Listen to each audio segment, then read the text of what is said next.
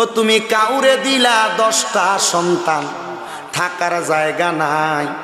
আবার কাউরে দিলা ধন সম্পত্তি, একটা সন্তান নাই। ও তুমি কাউরে দিলা 10টা সন্তান, থাকার জায়গা নাই।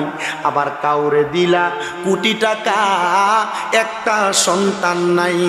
টাকা পয়সা ধন সম্পত্তি দিলা বেশি করে, কিন্তু মরার পরে কান্দে করে কবরে নামাবে কে তা?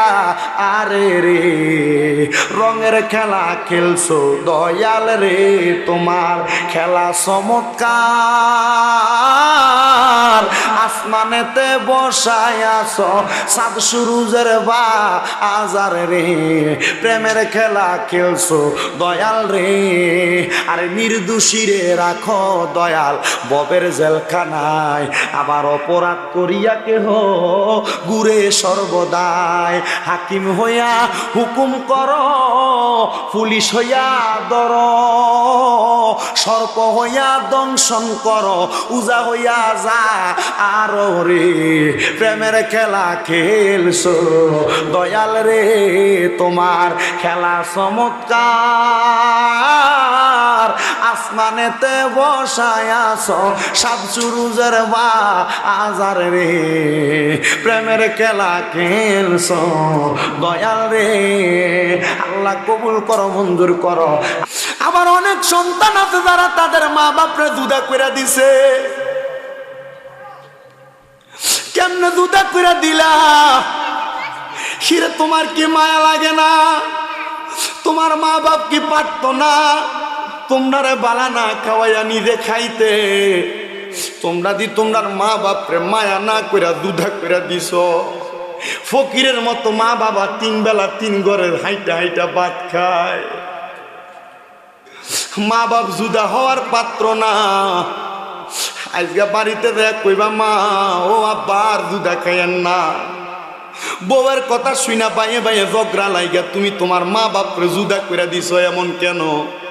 আব্বা দে রে তোর পাউডি আমার সামনে দে, আমি আমার জিব্বা দিয়া তোর পাউডি পরিষ্কার কইরা দিমু।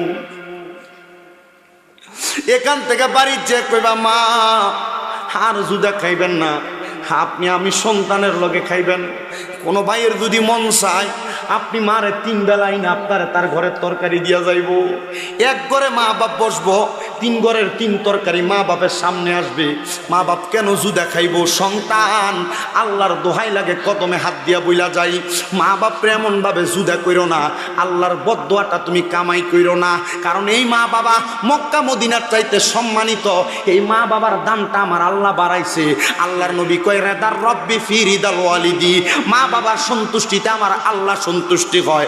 সাখাতুর রব্বি ফি সাখাতিল ওয়ালিদি, আম্মা আব্বার অসন্তুষ্টিতে আমার আল্লাহ সন্তুষ্টি হয়। ওই মা বাপরে অসন্তুষ্ট করবা, আল্লাহর কসম রে তুমি দুনিয়াতেও শান্তি পাইবা না, কবরেও শান্তি পাইবা না। কেউ যদি মা বাপের সাথে এমন অন্যায় করে থাকো, এখান থেকে বাড়িতে যে আম্মা আব্বার পাউডিরে ধরে ফেলবা। ও মা ও আব্বা দান, আপনারা লগে আমরা বড় অন্যায় করছি, আল্লাহর রাস্তায় আপনারে মাফ কইরা দেন। যতক্ষণ না মা বাপের মুখ দিয়া বলছে মাফ কইরা দিছে, ততক্ষণ পর্যন্ত আম্মা আব্বার পাও ছাড়বা না। আর যদি মা বাপ না বলে মাফ করে নাই রে, ততক্ষণ পর্যন্ত আম্মা আব্বার কদম ছাড়বা না। অনেক কয় হুজুর আমি তো আমার আম্মা আব্বার লগে কোনো অন্যায় করি না, আমিও কি মাফ চাইতাম? হ্যাঁ মাফ চাইবা। আম্মা আব্বার লগে অন্যায় না করলেও মাঝে মাঝে মা বাবার পায়ে ধরে পইরা থাকবা।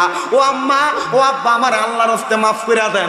আম্মা আব্বা আপনি আমার আল্লাহর রাস্তায় মাফ কইরা দেন। বাবারে আম্মা আব্বা যদি খুশি হইয়া যায়, দেখবা তোমার আম্মা আব্বার খুশির বরকতে কামাইয়ে বরকত হইব, ইনকাম বেশি হইব, সংসারে শান্তি পাইবা। আর আম্মা আব্বা নারাজ হইলে কোনোদিন তুমি শান্তি পাইতা না। এ যুবক ভাইরে, এ মুরব্বী বাবাজিরা, এ পর্দার অন্তরালের মা বোনেরা, ওই আম্মা আব্বার কাছে বেশি বেশি মাপ চাইবা।